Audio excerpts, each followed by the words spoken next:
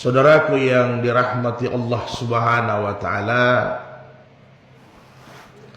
alhamdulillah kita sudah berada di penanggalan 9 Muharram. Kita bersyukur yang mana Muharram ini awal daripada tahun baru Hijriah 1448 tahun ini. Muharram ini, saudaraku yang berbahagia, salah satu bulan-bulan yang dimuliakan. Walaupun semua waktu itu baik bagi orang-orang yang bertakwa.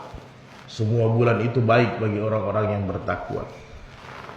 Tetapi ada histori yang sangat besar, sehingga Muharram ini termasuk bulan yang mulia, bulan haram. Kalau dalam Al-Quran Allah sering sampaikan, inna iddata syuhuri indallahi isna asyara syahran. Allah itu menciptakan dalam satu tahun itu ketetapan Allah 12 bulan putarannya dalam satu tahun.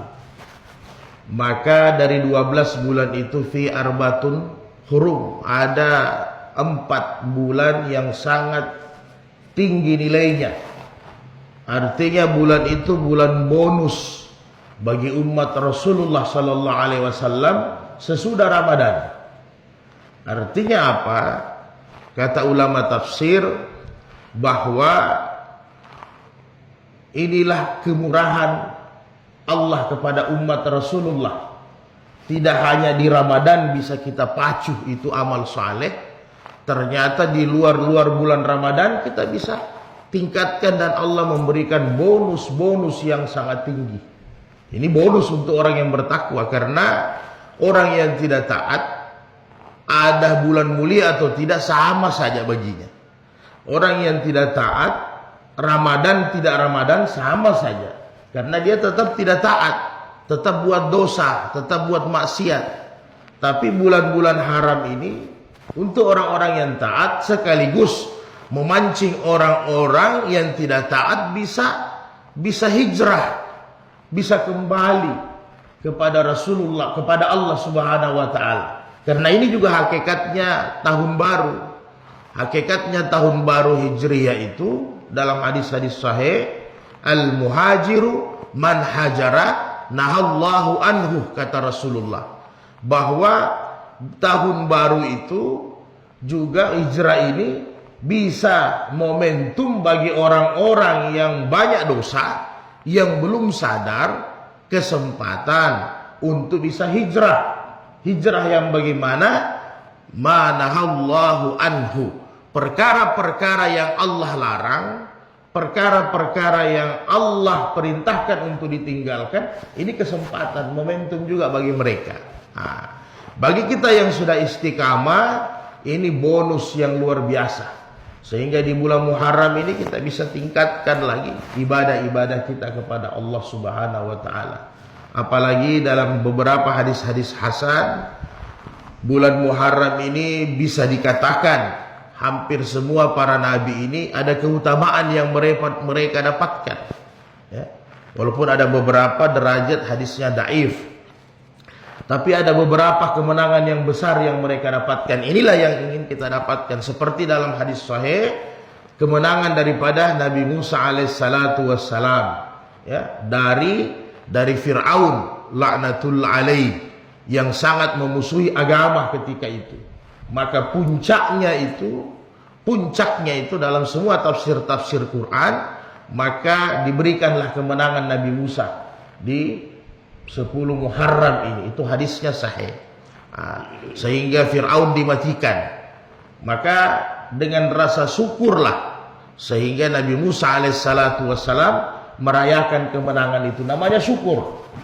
Sehingga puasa 10 Muharram itu memang warisan daripada Nabi Musa alaihissalam.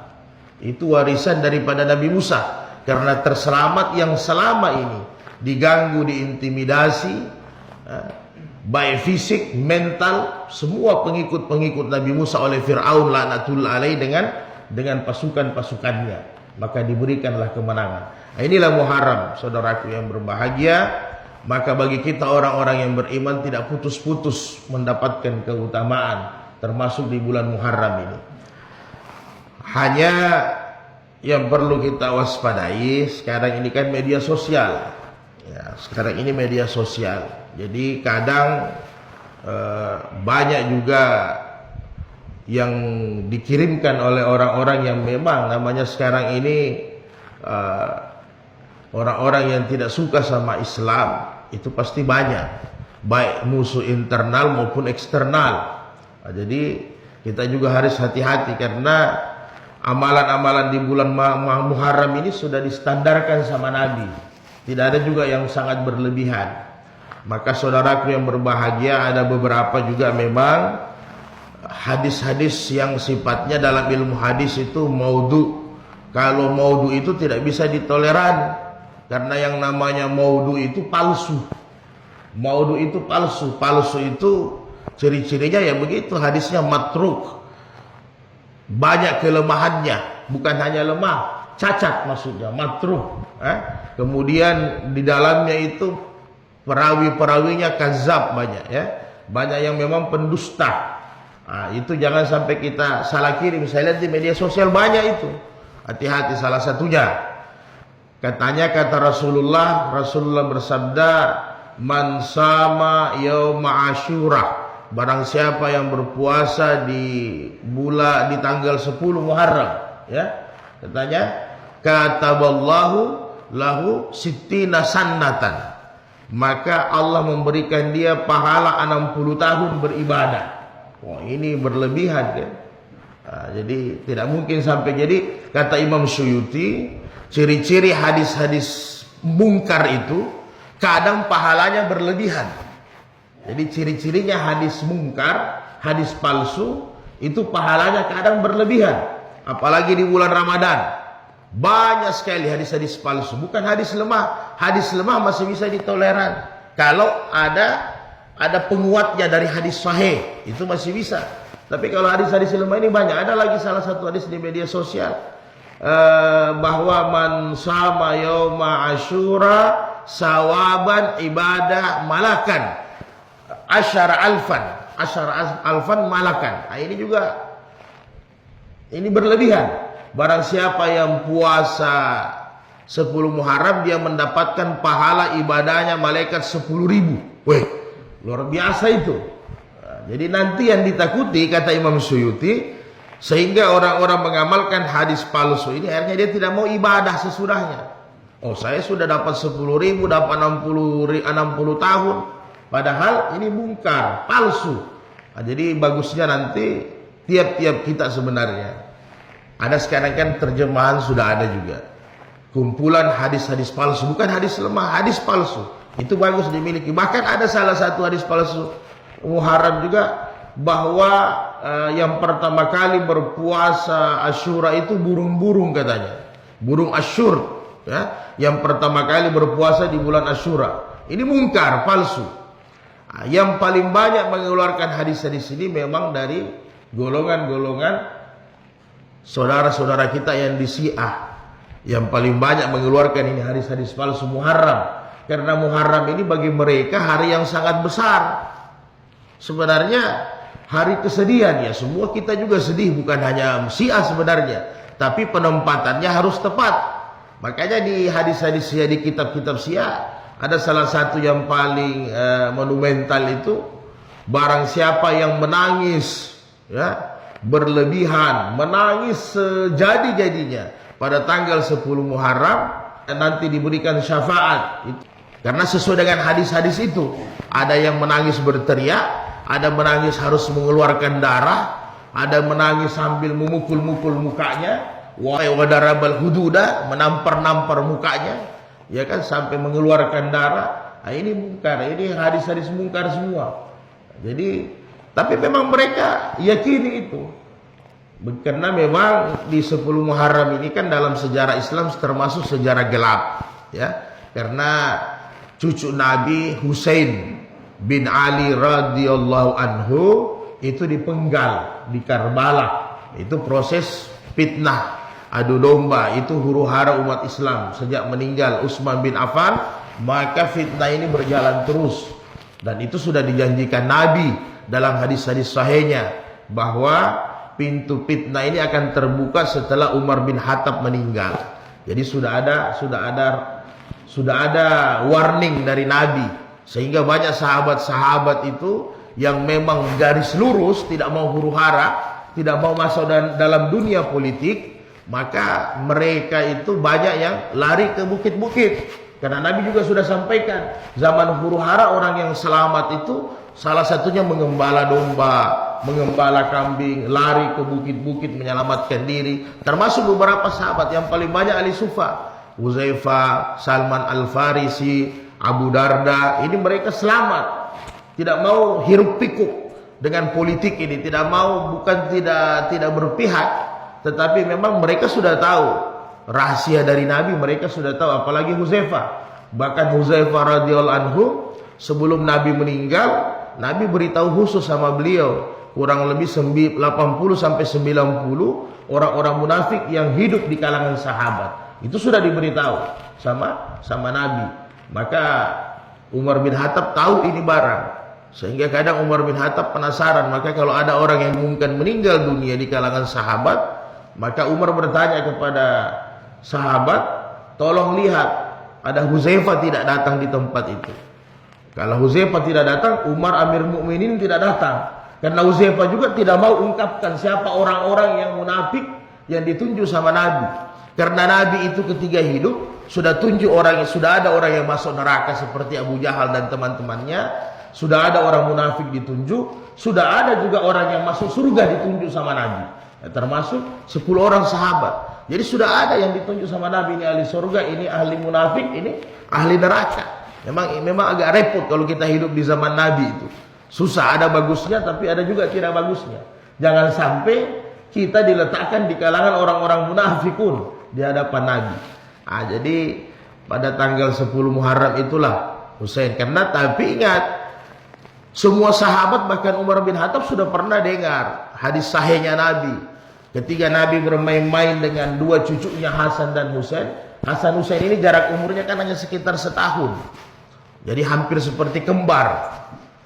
Jadi ketika dia bermain, maka sahabat-sahabat besar ini sudah pernah dengar, termasuk Umar, Abu Bakar, bahwa saya bermain-main dengan cucu saya ini. Ini cucu saya nanti, ini keduanya memang matinya kurang bagus. Maksudnya bukan kurang bagus amalnya, karena dia meninggal di zaman huru-hara. Sehingga kata Rasulullah banyak di sirah Nabawiyah itu, bahwa kata Nabi, termasuk Hasan ini akan cucu saya nanti mati diracun, satu cucu saya nanti mati dipenggal. Jadi Nabi sudah tahu. Karena memang fitnah sesudah Utsman ini meninggal, berbagai macam fitnah. Berbagai macam fitnah. Karena Nabi sudah sampaikan, seandainya ada Nabi sesudah saya, maka Umar bin Khattab yang akan menjadi Nabi. Karena memang Umar bin Khattab ini benteng dari segala-galanya. Tidak mampu orang-orang munafikun datang berhadapan dengan Umar, termasuk ahli-ahli Quraisy. Tapi setelah Umar meninggal, maka apa yang terjadi? Pintu fitnah itu terbuka selebar-lebarnya.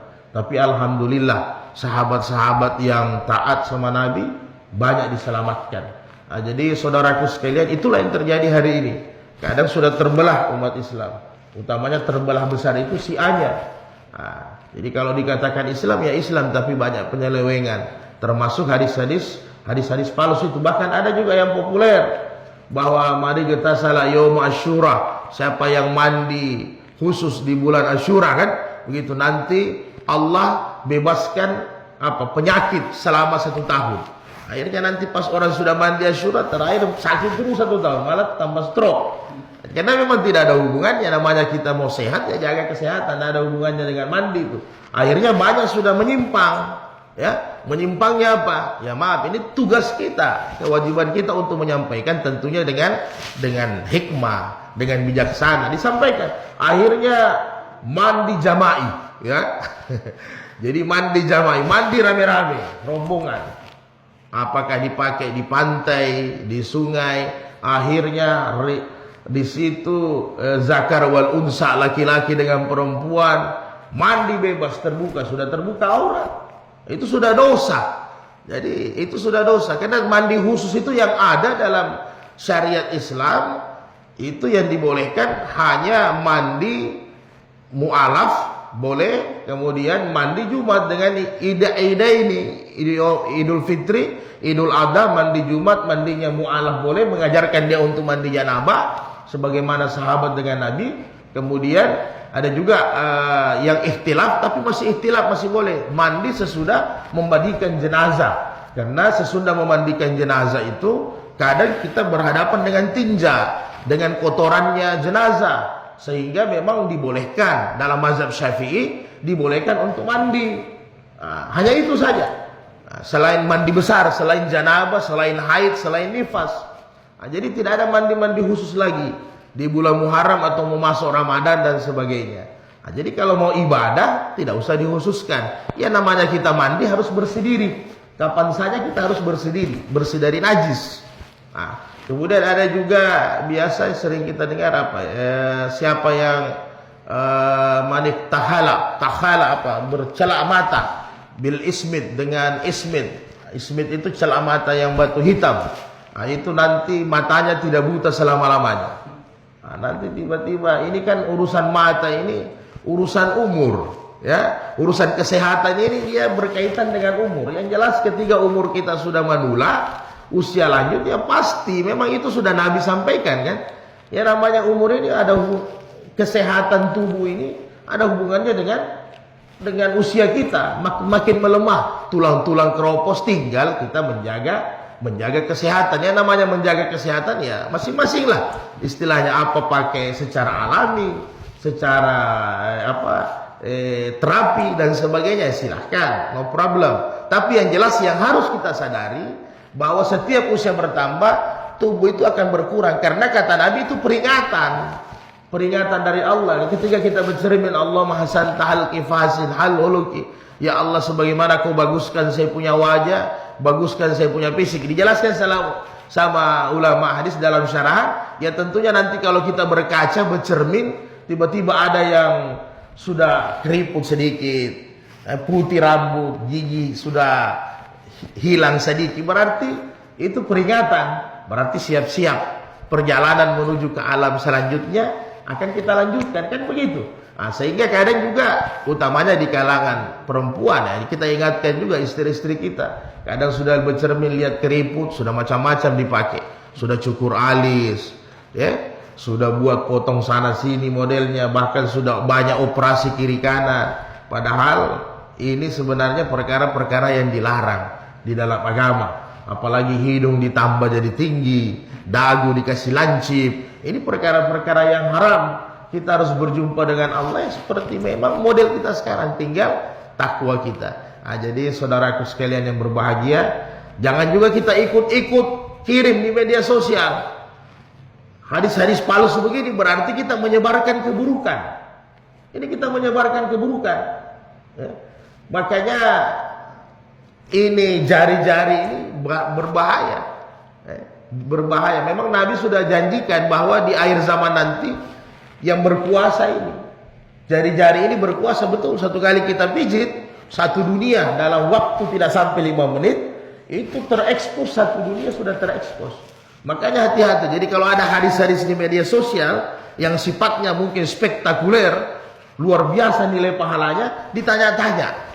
Kalau ada hadis palsunya itu bagus, bisa dibuka-buka. Karena di hadis palsu itu ada beberapa imam sudah susun itu, Imam Suyuti, itu khusus hadis palsu, bukan hadis lemah, hadis palsu. Sehingga kita bisa buka babnya. Oh iya betul, ini hadis palsu, jangan saya kirim. Bahkan orang yang mengirim itu boleh kita nasihati, Pak, jangan disebarkan karena ini hadisnya palsu. Ini kalau hadis palsu tidak ada pertentangan, tidak ada ikhtilaf di kalangan ulama.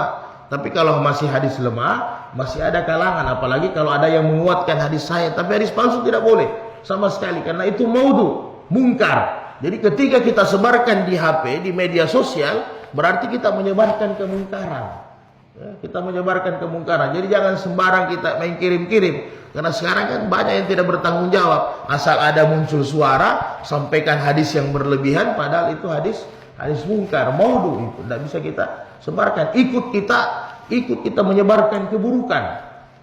kesesatan. Karena hadis mungkar itu kesesatan. Tidak boleh berlebihan. Apa yang diperintahkan Nabi di bulan Asyura secara umum, maka itu yang kita gunakan. Jadi kata Rasulullah dalam hadis-hadis sahih, umpamanya kita mau berpuasa di bulan Muharram, selain Senin Kamis kita mau puasa, kita tambah, silahkan. Kita ambil dasar dari hadis yang sahih.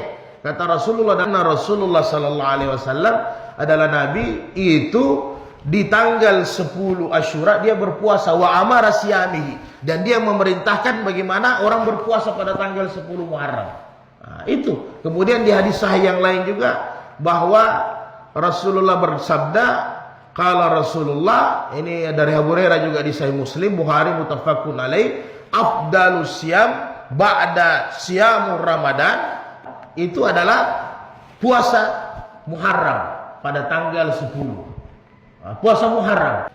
Puasa Muharram artinya siapa saja yang mau berpuasa di bulan Muharram pakai landasan hadis ini. Oh, saya mau puasa tanggal 1, landasannya hadis ini. Mau puasa lagi tanggal 10, landasannya hadis ini. Karena apa? Nabi berpuasa, dan Nabi sudah menyampaikan sebelum ada puasa Syawal, Nabi sudah sampaikan bahwa yang afdal puasa sesudah Ramadan adalah puasa Syahrul Muharram. Wa abdalus salat ba'dal maktubati, dan salat yang tinggi nilainya sesudah salat wajib itu as-salatul lail, salat malam. Jadi jangan sampai kita juga dengar pertentangan, oh Syawal yang paling tinggi. Ya, sesudah Syawal muncul, Ramadan muncul, maka puasa Muharram sudah tidak ada. Jadi sesudah ketika Nabi laksanakan puasa Muharram, itu belum ada perintah, sebelum tahun 2 Hijriah, belum ada surat Al-Baqarah 183 turun, maka Nabi biasakan puasa Muharram lebih banyak. Maka ketika Nabi sudah ada perintah puasa Ramadan 1 bulan, maka kata Nabi, siapa yang mau puasa silahkan, siapa yang tidak mau puasa silahkan. Jadi sifatnya sudah menjadi sunat, sehingga dirangkum oleh ulama hadis, sesudah Ramadan yang paling tinggi pahalanya adalah Syawal, karena dia mengikuti puasa Ramadan. Seperti mana salat sunat yang tertinggi sesudah ada salat fardu, ada salat rawatib, maka salat sunat yang tertinggi adalah rawatib, karena dia salat yang mengikuti salat fardu bersamaan. Nah, kira-kira begitu saudara-saudara sekalian.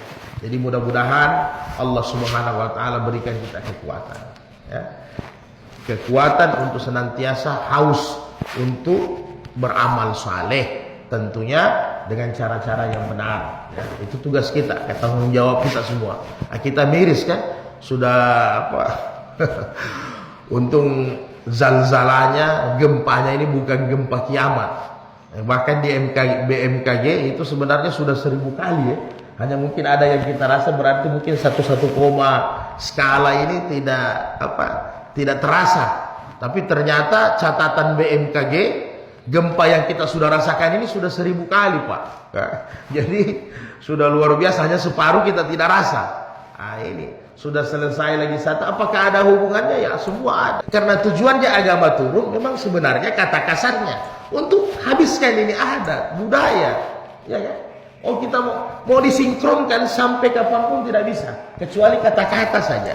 Oh, ini tidak bisa. Karena memang kalau mau bilang, karena memang tujuannya agama ini memang sebagaimana Nabi diturunkan, memang untuk menghancurkan prinsip kultural daripada semua nenek moyangnya Nabi. Jadi tidak usah cerita nenek moyang kita. Kalau nenek moyang kita ini masih pendek. Nenek moyang saya, nenek moyang Pak Haji Umar paling 1800, paling sampai situ saja nenek moyang kita. Ini nenek moyang Nabi. Nenek moyang Nabi ini memang semua aturan-aturannya itu harus dihancurkan, dimusnahkan. Yang wujud fisiknya itu 360 patung yang ada di Ka'bah. Memang Nabi tidak hancurkan, tapi yang mau dihancurkan adalah hati-hatinya mereka. Ini tidak. Sudah Nabi upaya untuk hilangkan, kita munculkan lagi dengan alasan kearifan sosial, kearifan budaya atau kearifan lokal, ya. Tidak bisa, tidak akan pernah sinkron itu. Bahkan sebenarnya tugasnya pemangku-pemangku adat ini sebenarnya menjelaskan lebih detail. Nah, karena ini kerjasama dengan majelis ulama, dijelaskan dengan detail. Begini. Nah, yang mana yang bisa, Ya, yang memang ditolerir oleh agama, dan itu sedikit sekali. Jangan sampai adat budaya merusak agama, tidak mungkin. Yang namanya ketika kita munculkan adat, pasti agama itu terganggu. Oh, tidak ada hubungan dengan niat, mustahil. Karena tujuan acara kita mau minta hujan, sudah ada tata cara minta hujan yang diajarkan Nabi. Kenapa kita mau tidak pakai? Kalau mau minta hujan berarti mungkin kita banyak dosa. Ya, banyak dosa kumpul di tanah lapang, banyak-banyak istighfar, sembahyang 2 rakaat, berdoa, bersedekah. Ya, kan begitu, dinasehati. Bukan kita kembangkan hal-hal yang sifatnya syirik. Ya, padahal kita sadar itu sebenarnya. Wa ma yusyrik billah faqad man iftara isman azima. Siapa yang syirik kepada Allah, itu dosa yang sebesar-besar dosa. Inna syirka la zulmun azim. Bahwa kesyirikan itu adalah kezaliman yang paling besar, dan itu sudah jelas. Innallaha yaghfiru ay yusyrak bi. Allah tidak ampuni dosa syirik, Pak. Allah tidak ampuni. Allah ampuni selain syirik, itu pun harus taubat. Jadi bagaimana dengan syirik? Maka dijelaskan ulama tafsir, yang tidak Allah ampuni orang dosa syirik adalah orang yang sudah berikrar la ilaha illallah Muhammadar Rasulullah. Dia sudah ikrar. Jadi kalau orang-orang yang buat syirik dia non muslim, saudara-saudara kita yang tidak ikrar syahadat, tidak ada masalah. Dan memang ajaran mereka kan, tidak usah saudara kita umpamanya di Nasrani, jadi tidak usah buat ritual banyak-banyak. Memang sistem ketuhanan mereka saja sudah syirik menurut kita punya akidah. Begitu juga Yahudi, Nasrani, memang sudah syirik. Jadi saudara kita di non muslim, mereka lakukan kegiatan-kegiatan ini tidak ada masalah bagi mereka, karena memang struktur ketuhanan mereka sudah salah. Menurut kita Islam, kita tidak boleh. Maka kata ahli tafsir, yang tidak diampuni dosanya ini adalah orang yang sudah bersyahadat, kita ini Islam, apalagi kita ini Islam dari kandungan ibu kita, ya. Maka kemudian kita lakukan syirik, ini bahaya. Karena yang Allah paling marah adalah yang dosa. Kenapa syirik itu, kata ulama tafsir, kenapa syirik itu dosa besar? Karena membuat Allah cemburu. Jadi hanya Allah yang bisa cemburu. Jadi bagaimana kalau kita suami cemburu sama istri kita? Begitulah kira-kira Allah. Nah, itu mutlak, tidak boleh kita, tidak ada tawar-menawar, ini perkara syirik. Jadi sebenarnya apa sih susahnya lidah kita sampaikan? Itu syirik, itu kemungkaran. Itu sebenarnya kita sampaikan. Tidak usah terlalu banyak ditafsir. Karena sudah ada semua aturan-aturan. Demikian saudaraku yang berbahagia. Mudah-mudahan besok 10 Muharram, memang ada juga dalam hadis sahih kita boleh berpuasa tasyuah di tanggal 9, 10. Tapi kegiatannya Haji Nasir ini memang artinya puasanya ada program-program yang sudah tetap, tapi untung tidak berhadapan dengan 10 Muharram, tidak berhadapan dengan hari Rabu, ya. Jadi saya tanya semalam, berarti kita buka puasa? Oh tidak, tetap makan sarapan kita sama-sama. Oke, yang mudah-mudahan besok tanggal 10 Muharram kita berpuasa sama-sama. Kita buka bersama-sama lagi. Nanti Papa Tua kita tambah menunya. Mungkin kita bikin coto, tambah menu coto, jadi supaya tidak terlalu kolesterol lagi. Demikian saudara yang berbahagia, sehat selalu semua. Insya Allah kita bukan hanya duduk-duduk di Masjid Nurul Iman, kita nanti duduk di surganya Allah nanti di hari kemudian. Amin ya rabbal alamin. Allah musta'an. Al-afwa minkum. Ana uhibbuka jami'a fillah. Subhanallah bihamdi, subhanallah bihamdika, asyhadu an la ilaha illa anta nastaghfiruka wa natubu ilaik. Subhana rabbika rabbil izzati amma yasifun. Wassalamun alal mursalin. Alhamdulillahi rabbil alamin. Summa assalamu alaikum warahmatullahi wabarakatuh.